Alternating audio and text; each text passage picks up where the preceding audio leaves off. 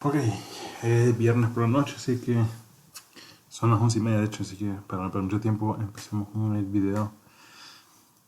Ok, en el último video vamos a enseñarles, hicimos ya el personaje que se animará atacando. Entonces ya se puede mover en todas direcciones. Hay algo que aún no me gusta mucho que estoy viendo, que es cuando hago como un cambio de dirección. Por aquí, ataca. Ahí no me atacó, ahí presiona el botón. Entonces aquí, ahí ataca. Pero cuando hago como un cambio brusco de... por ahí, o sea, ahí después no tiene problema atacar. Pero cuando hago un cambio así de...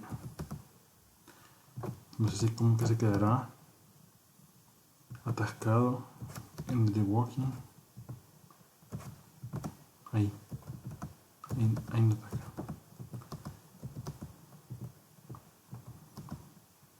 Bueno, ahí supongo que puedo ponerme a jugar con los tiempos de animación y todo para que... porque sí, cuando hago justamente ese cambio así como brujo de... ahí, no atacó, ahí. Pero cuando está ahí, no tiene problema atacar ahí. Incluso para enfrente. Pero cuando hago un cambio así como... ahí. Aunque no es siempre. Bueno. Entonces sigamos. Entonces la siguiente lección es...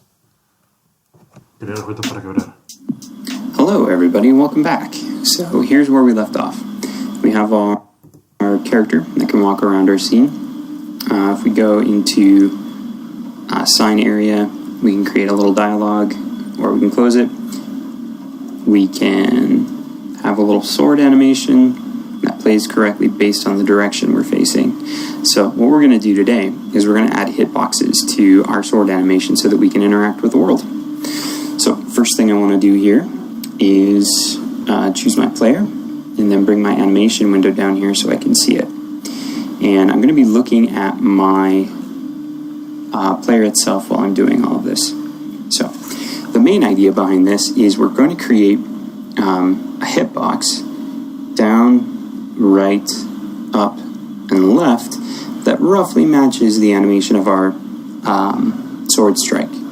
Now, I did a lot of research on this, and this is the general consensus I read about the best way to do this. If I wanted to, I could make the sprite a separate object and then have that object have its own hitbox, but that doesn't necessarily seem any more efficient than creating these 4 separate boxes and then having them active as part of the animation. I read a suggestion from somebody else who said to use an arc, but that again doesn't seem like it's...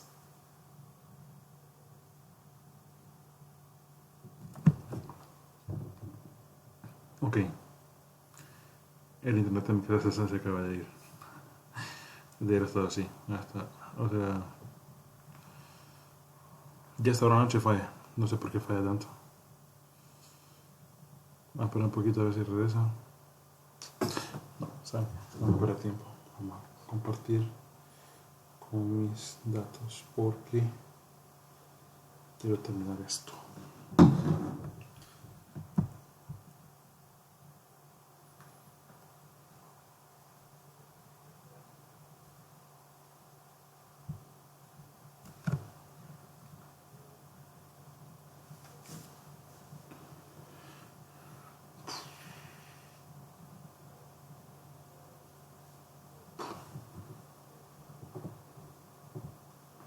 saving very much processing power. So what I'm going to do is the way that I think is easiest, which is to make these 4 separate objects to represent our hitboxes. So first things first, I'm going to highlight my player.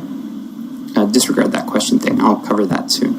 I'm going to highlight my player. I'm going to right click. I'm going to choose create empty. And I'm going to rename this first one to down hitbox. And on this down hitbox, I'm going to add a new component. And I'm going to add a polygon collider 2D. Now, again, I did a little bit of research, and everything I read couldn't tell me if it's more effective to use 1 polygon collider versus 2 box colliders that are used as a composite collider. Because I know you gain a little extra overhead from using that composite collider. So I'm just going to use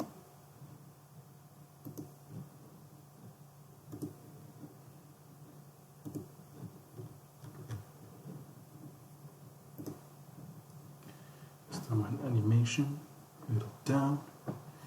Ahora aquí vamos a seleccionar Player y vamos a agregarle un Empty Game Object, ¿verdad?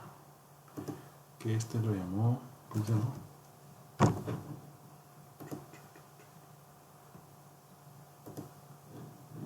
Down Hitbox.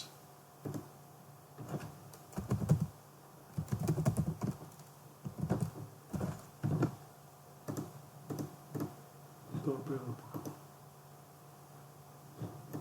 Use. Estamos dando Polygon Collider 2D. A polygon collider. Let me know in the comments if you know if that's better or not. So I'm going to edit my collider here. Polygon colliders by default, unless you have a shape, they start out as this pentagon. So I'm going to edit them to roughly approximate my character's sword strike. So I'm going to go to about where the sword would be, over to here, and then there's kind of like that arc to it. So I'm going to go over there. Now, if I have my attack down sprite up, if I hit play, you can see that I have it pretty much where it should be.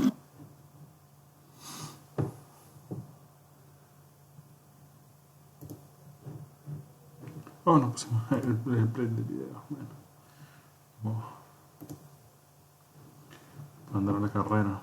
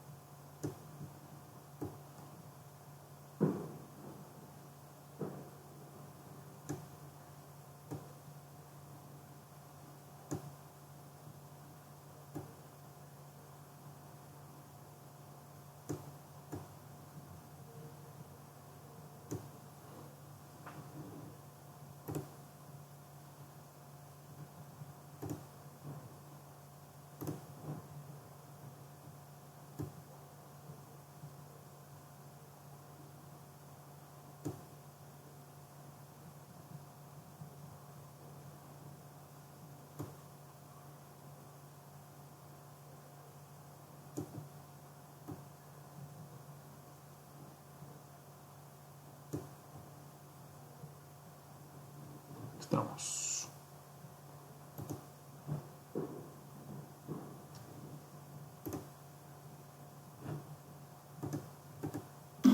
So I'm going to call that my down hitbox. I'm going to make it a trigger, and by default, it's going to be inactive. Now I'm going to duplicate this object. Entonces,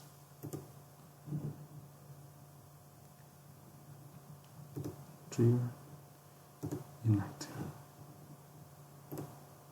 Oops, duplicated. What did I duplicate there? If I didn't duplicate, I don't know. Anyway, I'm going to call this one right hitbox. Okay, and I'm going to go to. Oh yeah, I need to make it active before I can edit the collider. So for my right attack, I think it makes kind of like. It's not exactly what you think it should be based on the animation. So I'm going to go, let's say, like this maybe. So let's go to our attack right animation. Okay, so I'm good up there, but I need to go kind of up more. So I'm going to bring this up, this over.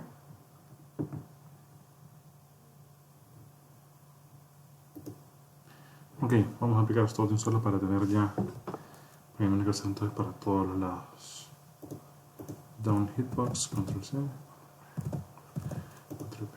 Entonces aquí en vez de down va a ser right, aquí va a ser right, up, y aquí va a ser left, hitbox. Listo. Right hitbox, activémoslo. Vamos a tener solo aquí el sprite de attack right. Vamos a play. Vamos a editarlo este.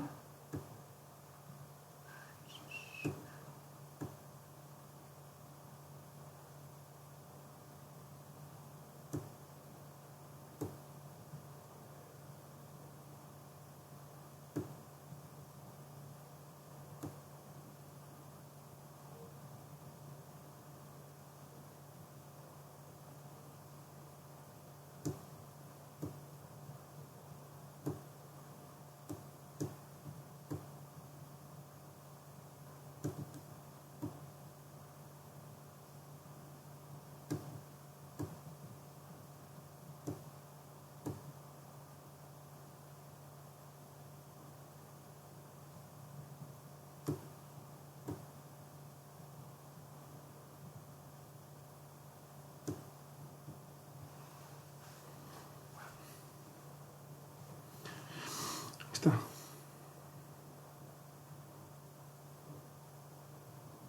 Estamos.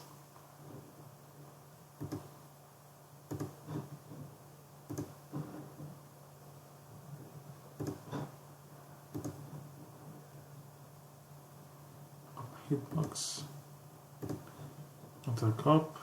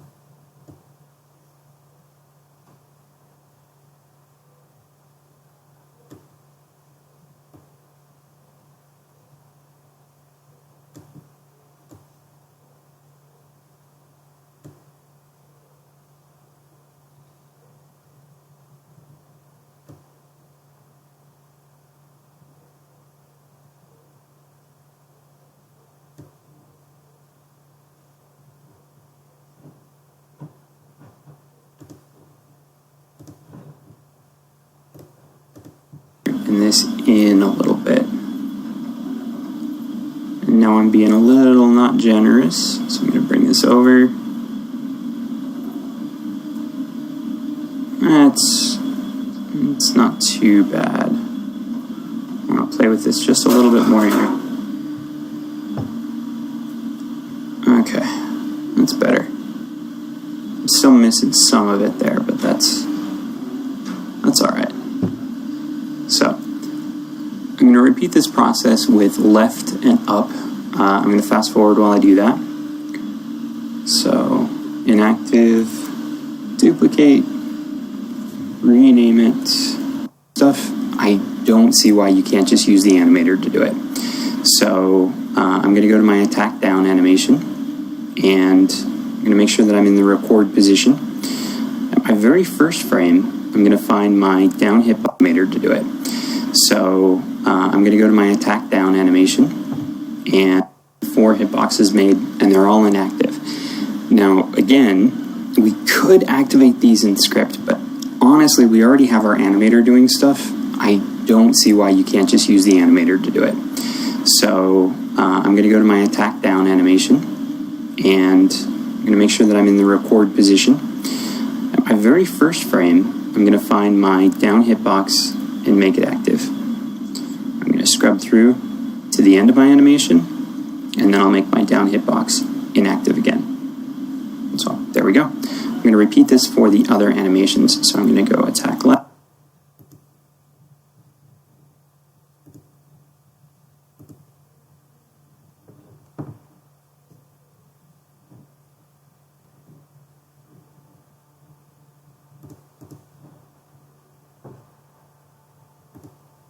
Record.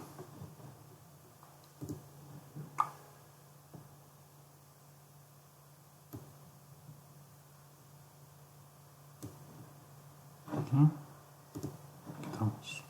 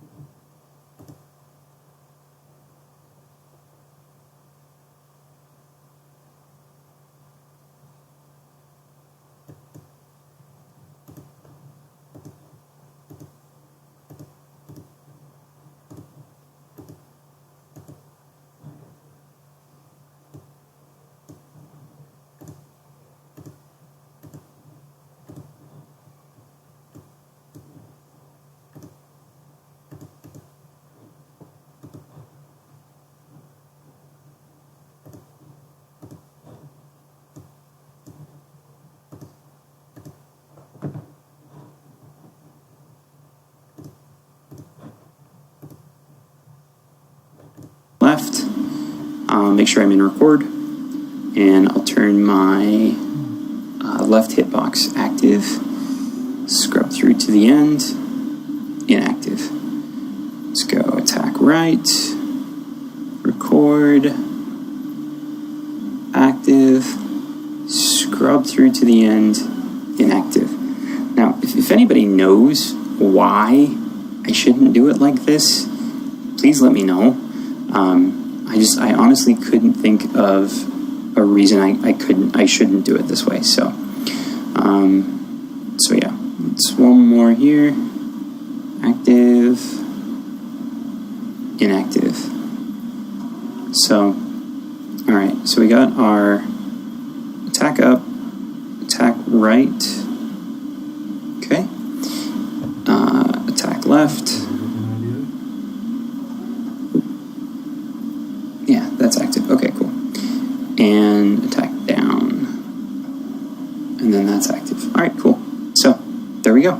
There's our hitboxes. Now we're going to be using these to do damage to enemies. So one thing you want to make sure that you do, and I don't think I talked about it, is make all of these colliders. You want to make sure you make all of these colliders triggers so that when they overlap with something that has a collider on it, you can give damage to it. And you know, if it's enemies, you can also knock them away. If it's pots, you can make them break. So there we go. There's our hitboxes. So if you have any questions, feel free to leave them down in the description down below. You can follow me on Twitter to find out when I post new videos and other. Bueno, 14 minutos. Que vale como dije.